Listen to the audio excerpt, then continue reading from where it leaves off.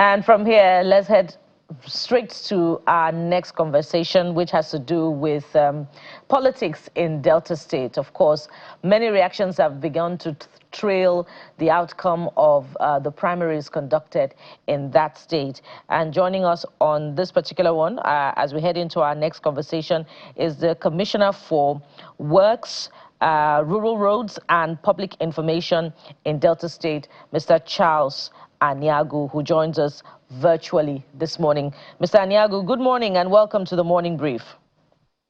Good morning, Bukola, and good morning, Jeffrey, and of course, good morning to Nigerians. Congratulations would be in order. A celebration, I believe, is ongoing in your camp following the victory of your principal, former Governor Ifeanyi Okowa, who polled 72,399 votes in the Delta North senatorial primary.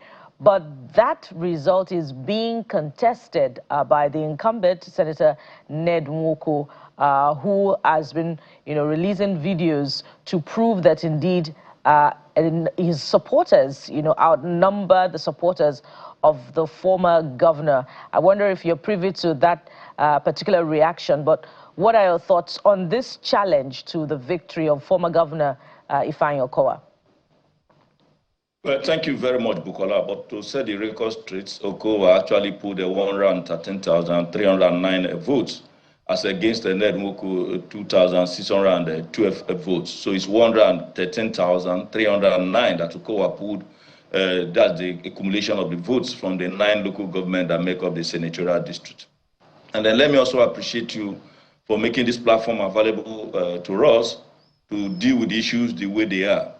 You know, there is a very huge difference between internal party elections, which we call party primaries, and then general elections, because the sentiments are different. And so in the course of this conversation, pending the time that is available to me, we'll be able to look at the reasons why Nwoko performed very, very abysmally in that election. And then, of course, what we know that he has planned to do, which is why he was not actually a contender in this particular race, but rather he pretending to be contestant.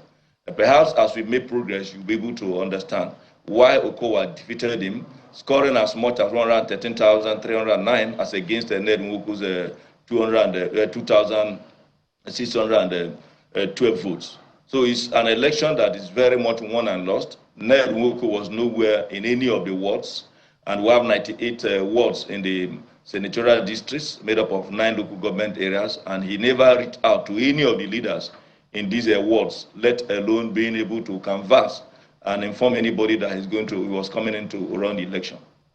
Bukola. Yeah, he has said that. I think I watched an interview he did with a sister station. He said that he's consulted a lot with people, that the people at the grassroots are with him, that the establishment actually wanted him literally blocked out. He was not allowed to do a thing or the other. I'm just trying to paraphrase some of his words. Because from what I see, it looks like ab initio, the establishment has said, we don't want this guy anymore. So whatever it is he was trying to do wouldn't have held any water.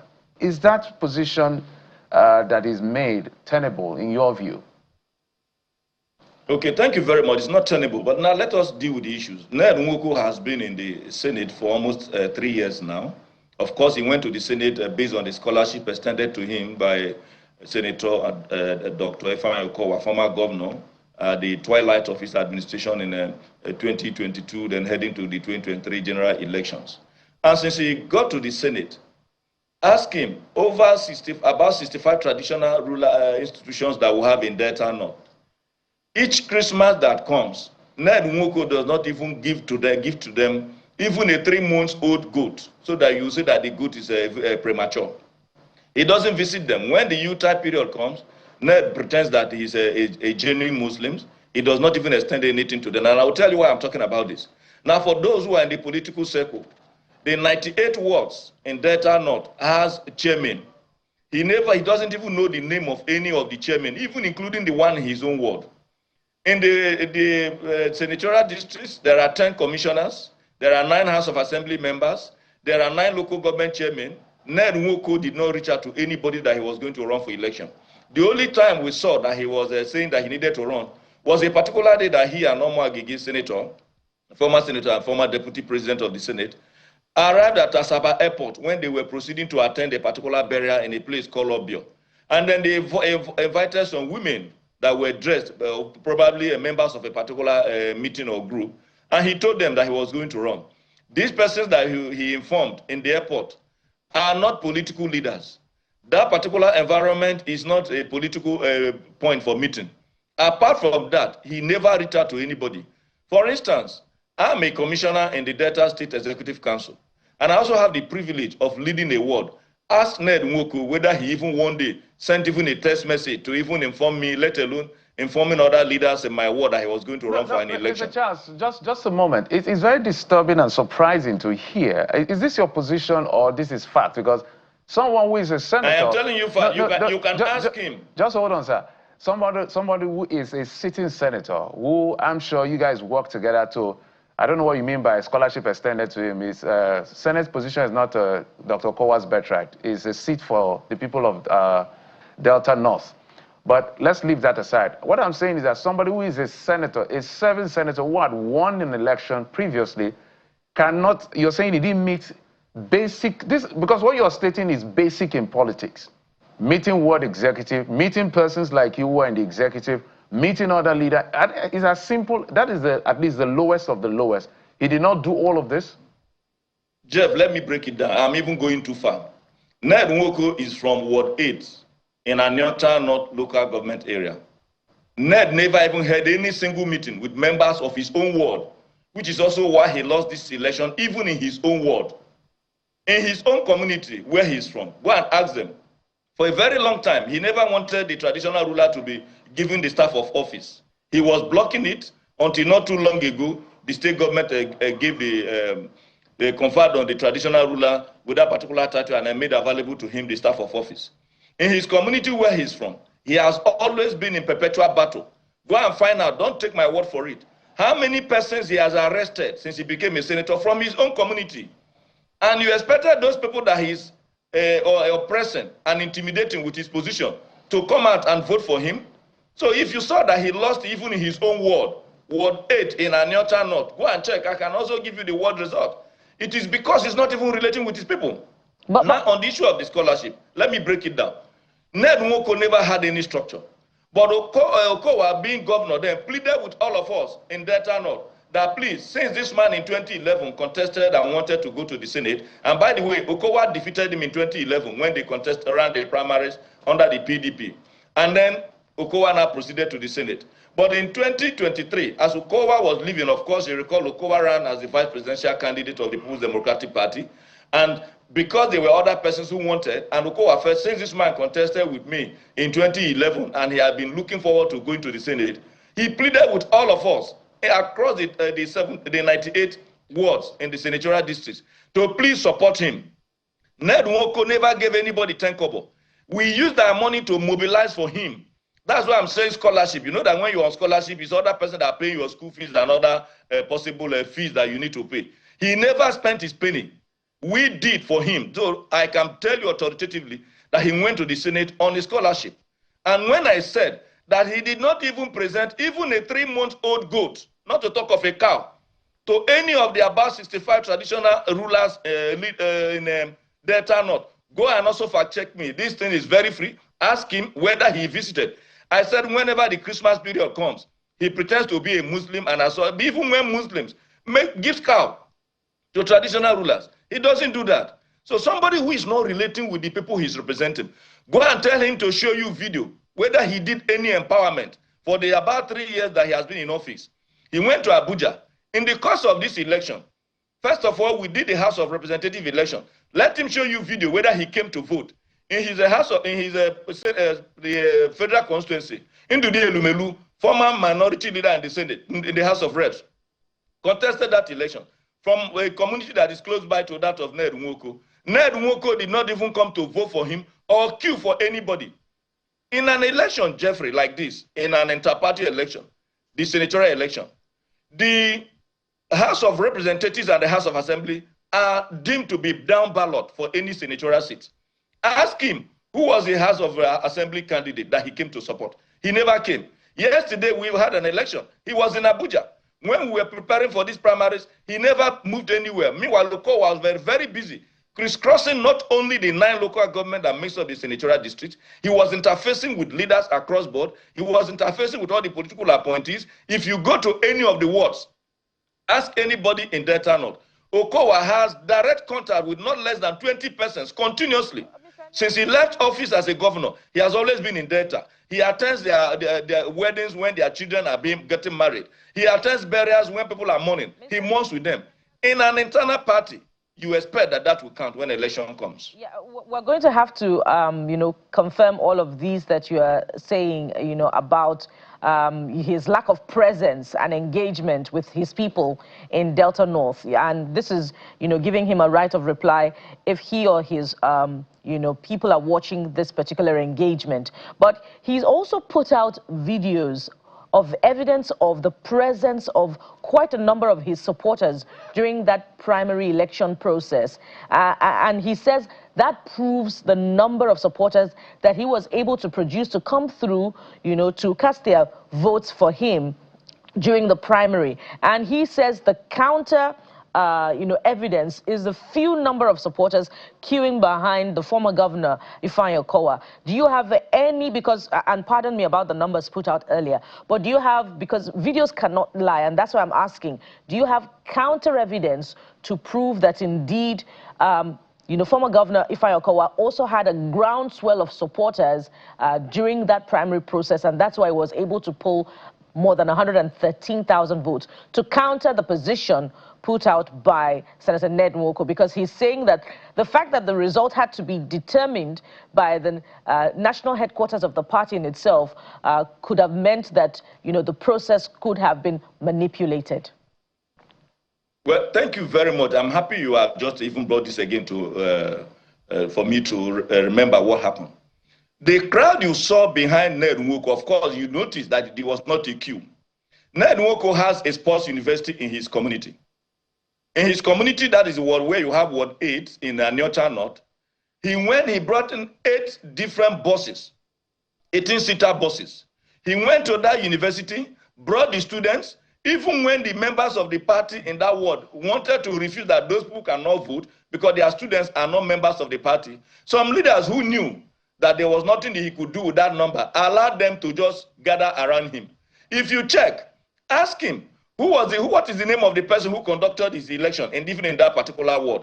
For every ward, for every local government, for every federal constituency, and indeed for every senatorial district, the party appointed officials to go and organize these primaries. Go and check when Ned Nwoko was standing. He was just standing in the midst of people. He was not standing in a queue. If you check your records good enough, Channels is a grassroots medium that covers everywhere. Even in Delta, you have been very, very proactive. You will see that Okowa queued. They counted him, counted some elderly women who were sitting down. You will see it in the video. Go and cross-check with that of Ned Nwoko. He was just standing in the midst of people and was just talking to the media. Nobody was counting anything, no number. Ask him, what did he score? At the end of the day, even in that his local government, Ned Nwoko polled 1,343 votes. That was the only place where he got a reasonable number. In that same local government, Okowa got 5,480 in his local government, and Delta North. Go and check. I am mentioning the number. I am happy too that you also monitored what he did, what he said in his sister station. He was telling you that they told them that the result is going to be announced in Abuja. Have you heard that kind of absurdity before? That you conduct election, a primary election of a senatorial district, and then people will count and keep the numbers in their pocket, and then they will take it to Abuja. Who is the person taking it to Abuja? By air or by road? And then who is the person who is going to do the announcement in Abuja? What that tells you that he was hoping that the powers that be in Abuja will coronate him. But unfortunately, he was disappointed because the powers that be in Abuja said, let the process go to the people. Let us have option A4. And in Delta, we call it see me, I see you. The people sat, you stood, you saw them in their different queues. I have posed a lot of questions that you ask him when you invite him for a right of reply.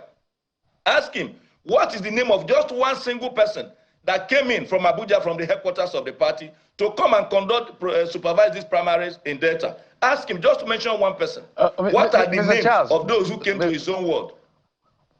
Yeah. Yeah, Mr.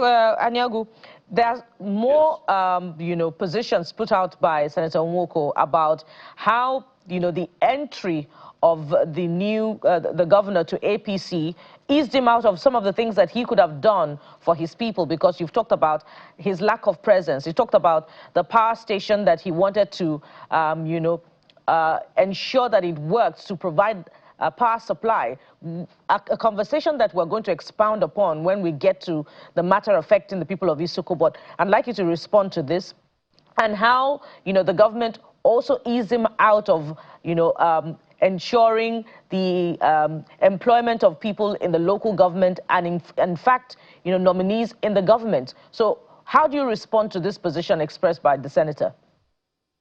I am happy you also raised this particular issue.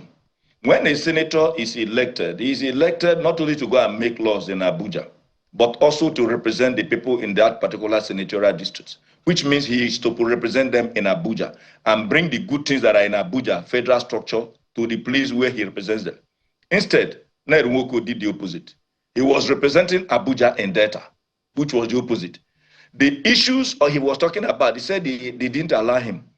When Nwoko moved into the APC just about 4 months before we moved in. We moved in April. About January in 2025, Nwoko moved in. Between June 2023, when he was inaugurated into the National Assembly, and up to January 2025, when he moved into the APC, and we were in the same party in the PDP. So they were still fighting him where we were in the same party. It was only for a period of 4 months that he moved before we joined the APC. So is it that 4 months that they were fighting him? And by May 28, 2025, we have all moved in to come to the same party.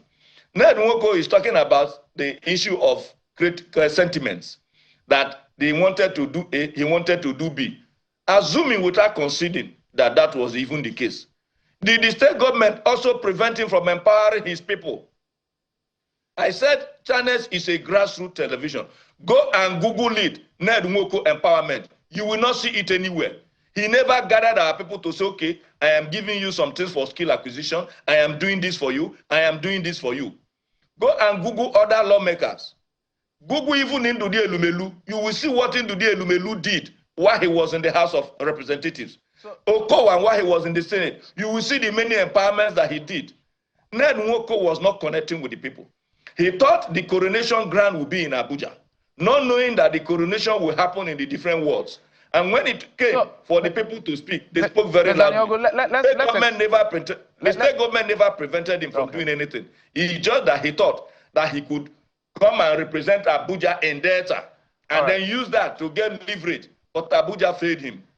Before we wind down on the political conversations, the way you're sounding down, some of the submissions you've made, of course, we have openly invited Senator Ned to come and defend himself.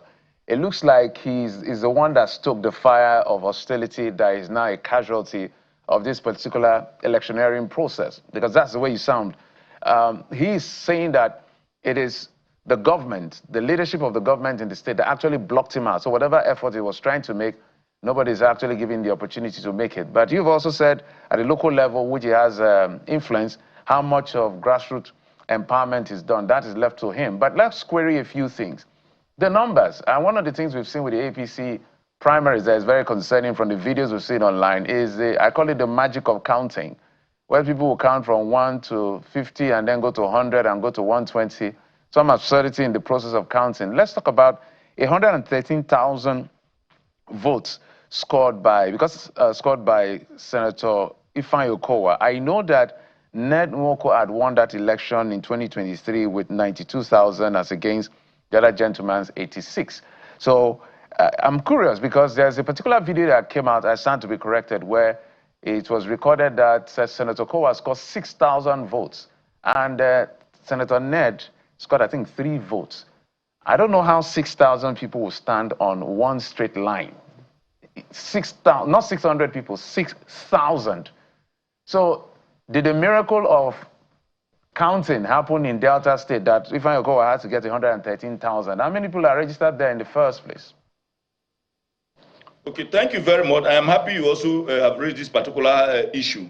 Let me tell you that it's like, I'm sure 2 days ago, you saw how many persons who are lovers of football, particularly Arsenal fans, were celebrating over the victory of Arsenal. That tells you emotional attachment to what you believe in. In political parties, there are emotional attachments that members of that party, in general election, if they don't, they may just stay away. But when it comes to their internal party, there are many factors. I told you about how you relate with them, the empowerment that you carry out, and many other things that makes them to come out. In that particular word we are talking about, go and look at those who registered as members of the party. When we joined the APC on the 28th of April 2005, the party shortly after started the process of e-registration, and Delta was taken as the pilot state.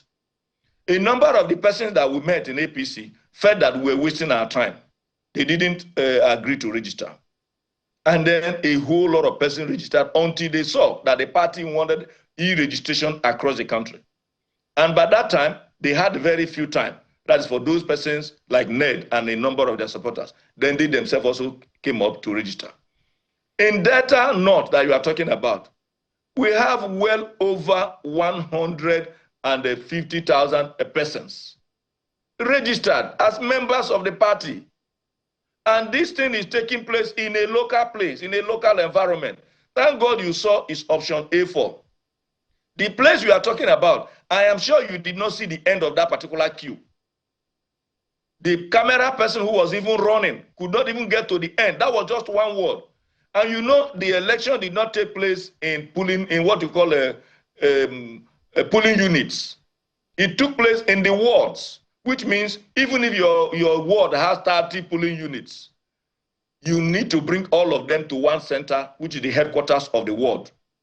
Go and look at those numbers. You are talking about members of the party that you can easily just bring up because you hold meetings with them, you do so many things with them, and they relate with you because there are emotional attachment.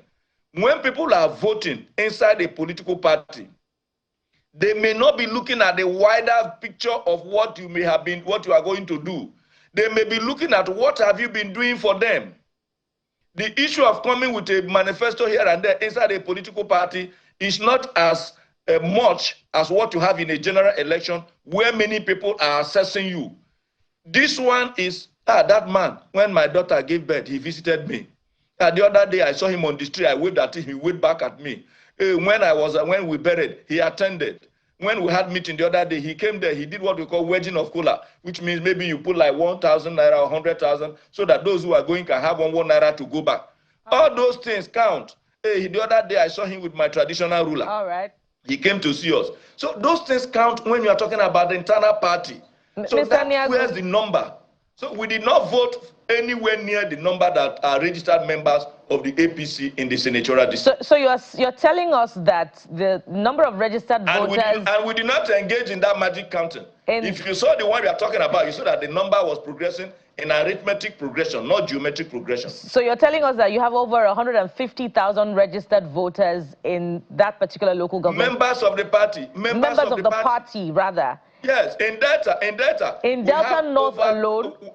Yes, in entire Delta, we have over 3.5 million registered voters. No, I mean Delta North alone. APC. In Delta North, it has the highest number of local governments in the Delta state. 9 local governments. I'd like you to have that number. I'd like you to make available for us, if it's a possibility, that data of registered APC members, so that we can weigh it against the result that has been produced by the party. Let me tell you, in my ward alone, as small as it is, we are over 1,850. In my ward.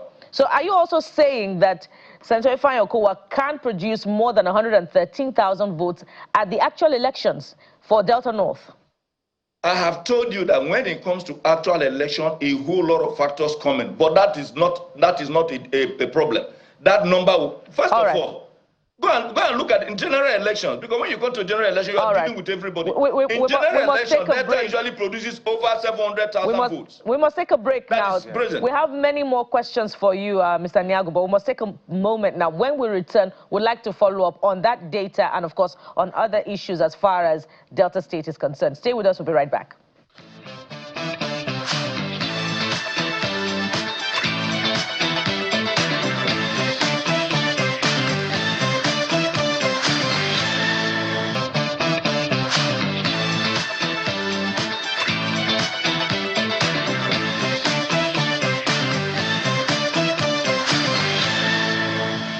Welcome back. We're continuing with our conversation on Delta politics with the Commissioner for Works, Rural Roads and Information in Delta State, Mr. Charles Anyagu. I was asking earlier if you could make available to us the data for APC registration in Delta North so that we can compare it with the results. I'd like you to answer that, but Jeffrey also has a related poser for you. Jeffrey. No, just go ahead, sir. Yeah, go ahead, sir. Yes, I said I'm good. I don't have the complete number now, but even maybe perhaps before the end of this conversation, I'll be able to ask them to get it across to me, across the different local governments. I told you that we have 9 local governments. In my own local government, that is in Ika Northeast, we have even well over almost close about 30,000 registered voters in one of the local governments. No, sorry, registered members of the APC. Because when we started that e-registration, we knew that a day like this may come and that there was the need for us to mobilize a whole lot of persons to register into the party. And many persons registered. It was after that that the president and the leadership of the party at the national level saw that it was a huge success. And they now said, this template is what they needed to have across the entire federation. So Delta was a pilot state for the registration of party members. I was in Ughelli yesterday. In one of the wards in Ughelli North, they have over 16,000 registered voters in one ward alone. And that particular local government has 11 wards. So, and yet in one ward, you have over 16,000 registered members of the party. And these persons, apologies, I know why we're doubling down on these numbers, because when we use beavers to do election, for instance, the election that brought in Senator Nwoko, I gave you the number as against, I think, 90-something thousand against the 80-something thousand. But when electronics or let me use electronic medium is not used as a means of maybe accreditation or doing the entire process completely like we do in general election, we see miraculous numbers. That's why we're doubling down on that particular number, 113, because if as he emerges as the candidate of the party eventually and maybe wins the election, we're still going to look at the numbers again and say, how come he got this during the primaries and he couldn't get this? For instance, Obi Akpo, for instance, in the last local government election in Rivers State, had over 300,000 votes for the chairmanship position, when in the main election, the governor did not get up to 300,000. So I'm just drawing that parallel for you to show you why we are querying these numbers. He may have won, no problem. Jeffrey, but the numbers.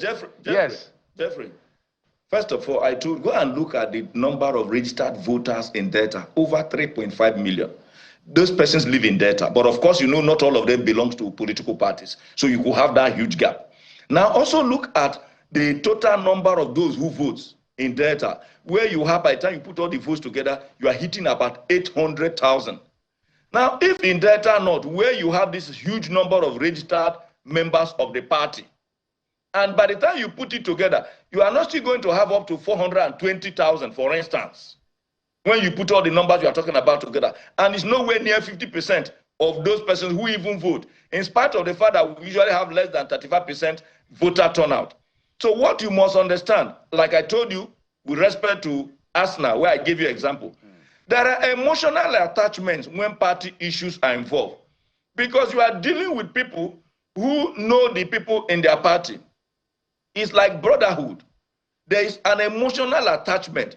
And I told you the reason when people want to come out, what makes them come out. The proper analysis you do in a general election is not the same thing you do when you are dealing with internal party issues. Just like the game of football. Even if Arsenal have more beautiful players, more wonderful players, you are a fan of Chelsea, you will be rooting that Chelsea must win. And when they win, you will say they are the best, because you have an emotional attachment to that particular well, club, not because you believe. Mr. Nwoko, so that emotional part. Yes, I'm not in doubt to that position. Maybe I'm indirectly making a case where political parties will start using things like beaver so that we'll see the real numbers, because the magic you politicians produce in your numbers is an interesting one. Beavers is only our savior. If not, the political class would have messed up things even further. But it was a good thing that you are seeing option A4. Like you saw that particular place you mentioned. In a number of the places that because I was also involved in supervising some of these elections as returning officer. Yeah. In a number of the places, you will see the queue. All right. No. We'll come back to this if we have the time. The open ballot that is a method to implementing option A4 is what you're talking about. Let's talk about Isoko. Now we're going to governance. If we have time, we'll come back to the political conversation. Let's talk about the people of the gentleman, I can't remember his name, bear with me. He came here and he sat down. Obaro. Yeah. He runs, I think, an NGO that tries to help young people to read and become leaders and all of that.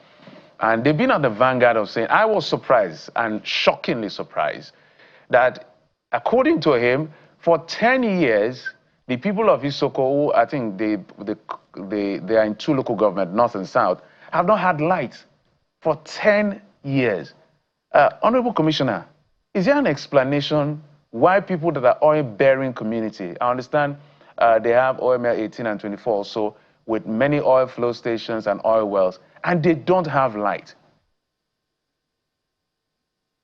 Well, first of all, the issue of light is what you and I understand very well. When you use the word Isoko, Isoko is made up of 2 local government areas. So if you have maybe a particular community that doesn't have light, that cannot be used as the situation in the entire 2 local government areas. I wish I know the particular community, but even if I don't know the particular community, for a very long time, you know the issue of light, that after the level of privatization that took place, it is no longer the case where you used to have NEPA and then government will end up providing everything that you need, buying all the transformers, all the feeder lines and everything. But even at that, in our own case, we have tried as much as possible as the state government to intervene in a number of the areas. They were in some places before now, when they had light, when it was NEPA. Because that time it was government, the authorities that were providing that light were not effective enough in collecting what you call the bills, distributing bills, and then receiving the revenue that they were supposed to receive. Individuals find it easy to boycott maybe the NEPA lines, and yet they had light, the few times they had light. Now, when it was privatized, it became necessary that you just have to pay for what you consume. And when that happened, there were individuals in certain communities that thought that the old order will remain. And when they didn't pay, the electricity company disconnected them. And when you are disconnected and your lines are not energized, and those lines are attractive to vandals who want to vandalize them and then take them out to sell, like what happened in a part of Ndokwa. Because the lines were not energized on account of bills not being paid, vandals from either within those communities or from outside took advantage. And then so their problem is not only the issue of not paying the bill, but that the electrical installations that they needed to be able to have their light have also been taken away, be it transformers, be it the feeder lines, be it even the high tension that brings the line to them. And in some time, the only thing that you see left in those places is the electric poles. Now, the question is, before the last 10 years that you talked about, was that particular community not having light? At what point did it happen that they no longer had light? What made it that they no longer had light? Is it because the power holdings doesn't want to give light and make more money? So you need to be able to always dig in to know what happened. Now, if that is what happened, because they didn't pay bills, and then the lines were not energized, and then that made them to be more or less dormant lines, which became attractive to vandals, who now had to either take away some parts of the transformers that were supposed to make those lights available in their different homes. You will discover that their problem is far more than the issue of just going to connect lines. If it's about connecting lines, if it's even only bill, maybe government would have said at the local government level, okay, go ahead and clear their bills and then tell them to say, please, you must not continue to pay your bills. But the challenge has gone beyond that. Yes. You say you are the Commissioner for Information in Delta State, yet you don't know the communities affected. You are the one telling me about a particular community. You know how many communities we have in Delta? I just told you first of all. But you are the Commissioner for Information. You should know. You should know if communities, if certain communities have not had power supply for 10 years, you should know which communities are affected. Bukola, you are in Delta. You are in Channels. I can bet you don't know the name of all the staff in Channels. You don't expect me to know that every community that doesn't have light. If you mention the community, that particular community, I can relate to it. There are over 1,000 different communities, and you expect me to know the challenge of every community? Even if I tell you that I know, would you believe it? Mr. Niago, I would rather have not answered that poser because I'm the one answering the questions here. But for the purpose of, making the point known, if anything negative impacted on any of my colleagues, either here at the headquarters or anywhere else where Channels is in Nigeria, I would know because there is a problem. And there is a problem with these communities, and you do not know, and yet you are the Commissioner for Information. You have not, no, Bukola, don't go that route. Don't forget I'm also a practitioner, I'm also a journalist. There is no way, even your reporter who covers data, if they don't come and protest to her, I'm talking about Vivian Ramadike, she's not going to become a native doctor and then decide to know, this community, they don't have light, or they do have light. If you mention a community, I just told you, for instance, part of Ndukwa Nation, particularly Kwale, Omosadegi. When they didn't have light, they protested. I have mentioned the community. And the state government have to even proceed to as far as Abraka to be able to extend the grid to their community. And that was the grid that was already there before. But because it was not energized, it was vandalized. Go to mention the community. All right, Mr. Aniogo, just a moment, sir. So when the gentleman came here, he said Isoko North and Isoko South don't have light. That is not true. That is not true. I wanted to establish that. That is what he said. That is not true. Isoko North and Isoko South is a very huge local government. The communities in those two local governments don't have light. No, that is not true. Sorry, sir. Which part have light, which part don't have light that you're aware of? At least you're aware of. You are still going, no, we are from the back door. You want to go back to the same question that Bukola asked. My brother, if you say Isoko North and Isoko South, we are talking about two local government areas. There are not even three communities that are close together that you will not say they don't have light, except if they are maybe in very remote, far distance. And even some of the communities like in Isoko we are talking about, especially in Isoko South, a number of their communities, because of oil facilities and all those things, they extend light to them more than 24 hours. The same thing you have in place like Okrenkoko in Warri Southwest. So when you mention a community, we'll be able to look at what are the peculiarities. Even in spite of that, I have also told you, at what point, because that community did not start to exist in the last 10 years, neither did our power system start also to exist in the last 10 years. If you said in the last 10 years, before that last 10 years when they had light, what now happened that they no longer have light? Why didn't you also investigate? And I'm giving you instances that if you have light today, and because there was a change in pattern where the system was privatized, and as such, you expect that the old order will prevail. And because of that, the new order caught up with you. You must also ask that those communities must also take certain level of responsibility, even while you demand that government should come in to intervene. So we are intervening.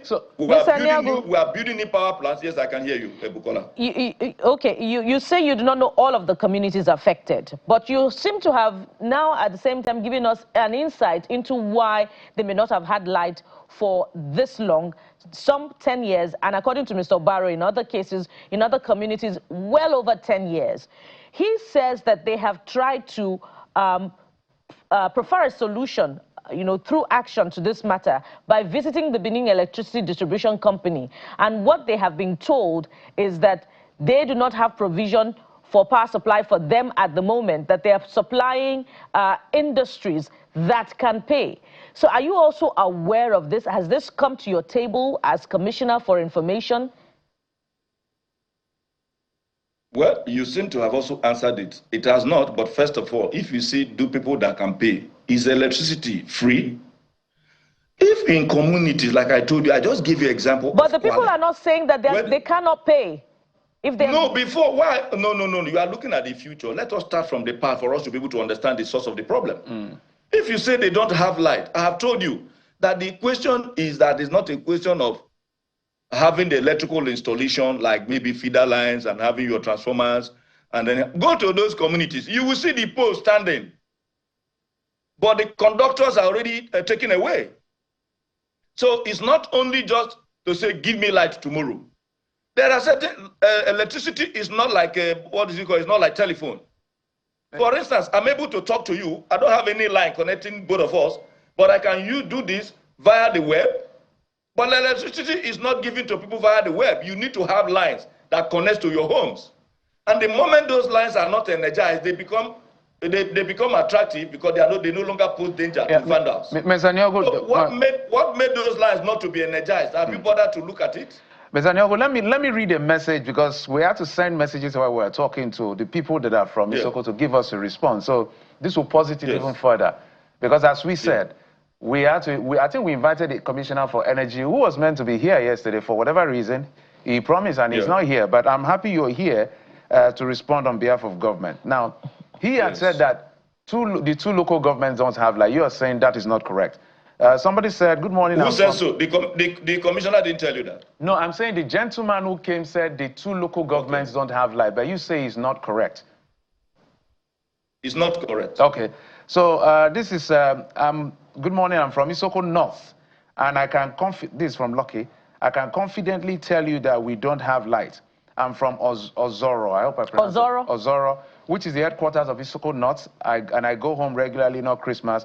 Any day there's light, they will come for bill collection the next day. We ask for prepaid meter, and BEDC has not answered us. The conductors will be taken away when the poles do not carry the light. So this is a classic case. Do you have any response to this? Thank you very much. Did you see also that even this, what you read has vindicated me? He said any day they have light, they'll come and collect bill. That's different from if they don't have light. If because there are issues with the grid and they are not able to have enough light, of course you know that the grid is not in our hand. The same thing you suffer in Lagos. I'm sure even in your office where you're operating from now at the moment, it's possible you are either operating either using a solar or you're on your generator.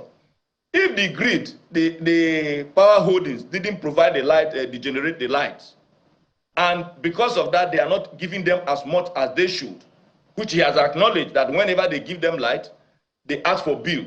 So which means they are connected, except that there is insufficient power supply, which is almost the case across the country. But what we have done as a government in Delta is to be able to partner with private sector pest operators. For instance, in Asaba, we're generating 8.5 megawatts of electricity with our collaboration with a private investor, which is why all the government establishments in Delta, in Asaba, is being powered by that particular entity, thereby freeing the other available light to homes that can also make use of it. Not long ago, I'm sure, because I visited one of the power stations in Supply Power with your correspondent in Delta, and it was also aired in your station because I monitored it. We were in Supply, where through the collaboration that we're having with Supply Power, we are hoping to inject as much as 120 megawatts of electricity into the grid.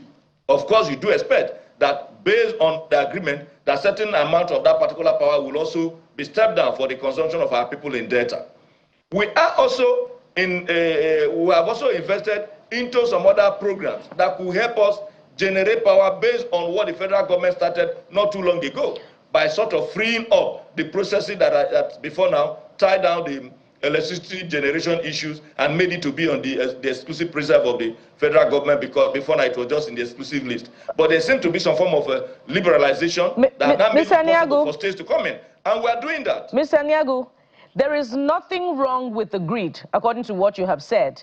And for some, according to what we have read from Lucky, anytime that they have light, which is very uncommon in their community, the power distributors come to collect money. So the people are not saying that they cannot pay. Are you saying that it's the norm and it should be accepted, that there is nothing wrong with the grid, and yet for prolonged periods, there is no power supply in Isoko North and South? I have said, don't mention the two local governments, because you also said that they said they are giving to companies. Those companies are also in that particular local government. So you need to break it down. Now, secondly, I am happy he said there's nothing wrong with the grid.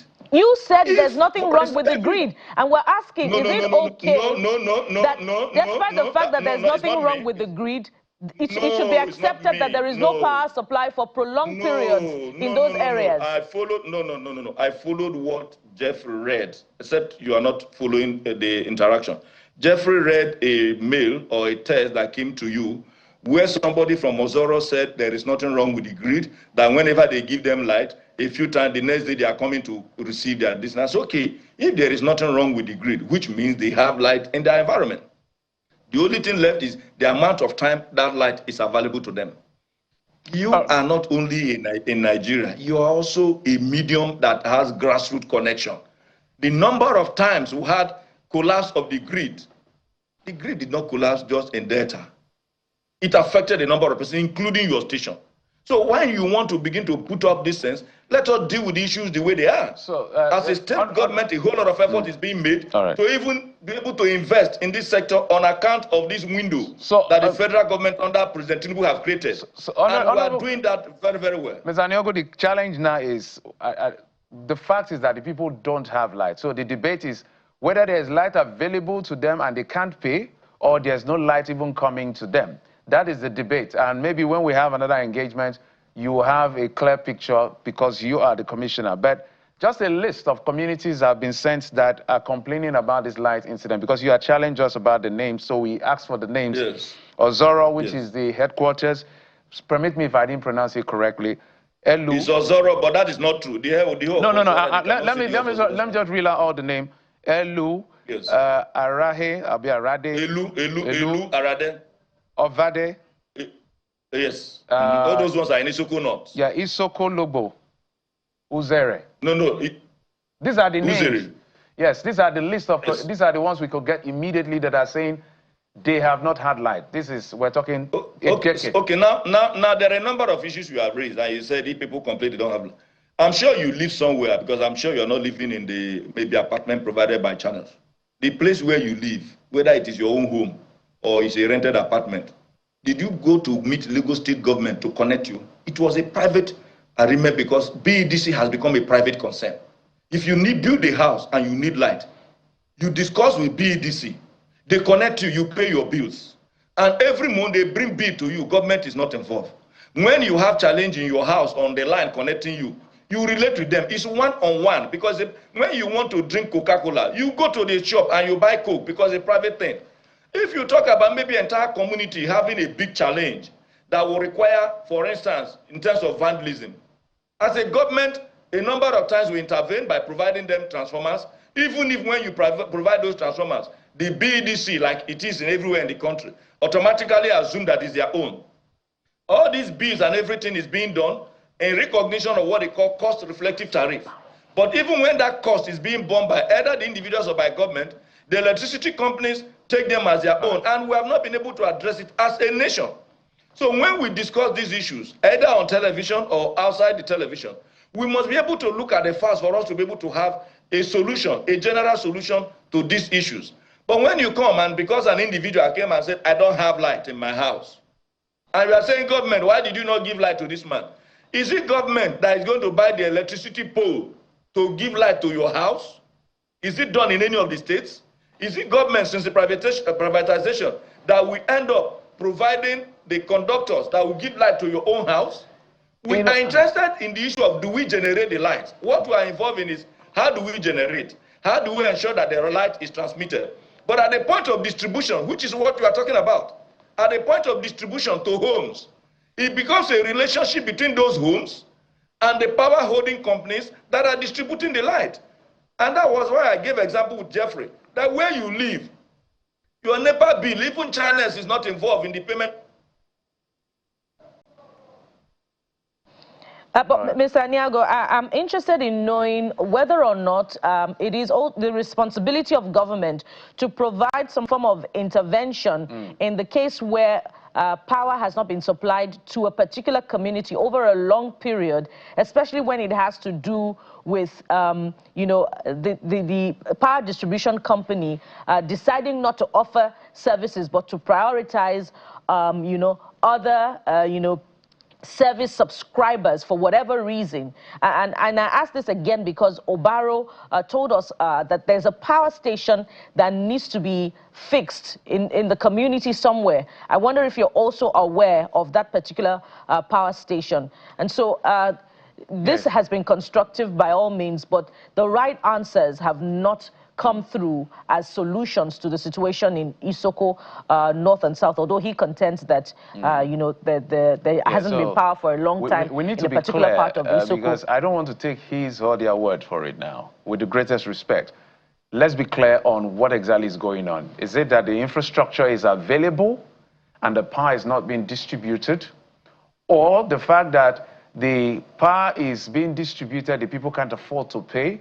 Or the power is being distributed arbitrarily, yet they are being forced to pay? Because there are complaints also that they'll give them light, the next thing there is bill. And then sometimes there's no light, then they bring bill. So we need to establish all of this. And the Commissioner for Energy, I know Mr. Charles is in charge of works and information. So he has a broad spectrum of what's going on in the state. So that's exactly what we're trying to query, because it's very disheartening to hear that an oil-producing local government area is not having... Mr. Charles, let's just wrap up on what we expect you to do, maybe what you will do after now in finding out what the matter in clear terms are, and maybe you get back to us through the commissioner so that we can interrogate this issue further, because the big picture is it doesn't look good that a community that produces the oil, or one of the communities that produces oil for Nigeria, is suffering under this impact. So we're talking about, is the infrastructure available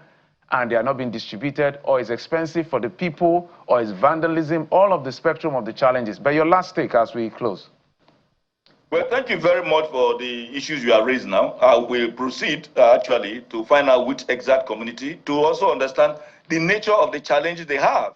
Because there are certain challenges that you cannot pin on government. If an individual builds a home, like I said, and he needs to be connected, and he's not able to get them to connect him, he cannot just begin to accuse government that he has not been connected, because you are dealing with private practitioners. Even government once in a while experiences that challenge. We reach out to them, we pay whatever we're supposed to pay, either in form of bills or provide the necessary things that we need to provide for us to also have access to this electricity. But like you said, I'm going to find out which particular community, but take my word for it that it's not the entire local government that is not having light. And good enough, from the write-ups, from the people who wrote you could see they acknowledge that once in a while they give them light. If there's a electric power supply, we can also, through their political leaders, find out what is the challenge. Is it a question of not having enough distribution equipment like transformers, or that the feeder lines have some challenges? Any of those, we can afford to know how we can come in. But be rest assured that in many of these local government, the 25 local government that we have in data, there is none that is not connected to the grid. They are all connected to the grid. You could have communities that have challenge, but that, I think, in the course of time, we also deal with. Well, Mr. Nyago, power is, you know, very, very critical. It's a national security concern. And if there is no power supply in a particular area of any part of Nigeria for a period as long as 10 years, government is mandated to provide some form of intervention. And this is coming from Aviara, who says, what the commissioner is saying is not true. I'm from Aviara in Isoko South. For over 10 years, we don't have light. Even Ole, the local government headquarters from SS. Mr. Charles Anyago, he didn't still tell you why they don't have light. They used to have it. What happened that they stopped having it? And so we hope that, you know, as you begin your investigations, out of concern as government, that the details would emerge about why they do not have light, and this will be solved. That's not a problem. Mr. Charles Anyago is the Commissioner for Rural But Roads. please remember to cross-check with Nwoko those facts I gave you. Yes, Mr. Charles Anyago is the Commissioner for... And ask him, who were those that organized? We must anchor at this point, Mr. Anyago. Thank you so much. Mr. Anyago is the Commissioner for Works, Rural Roads and Information in Delta State. Thank you for coming on the program. Thank you, Bukola. Thank you, Jeffrey. And here's where we drop the anchor on the show today. What a time it's been. Of course, there's more to come tomorrow. Boy. And from Channels Television, Sunrise Daily is up next. I am Bukola Koka. And I'm Jeffrey Uzoma. Bye-bye.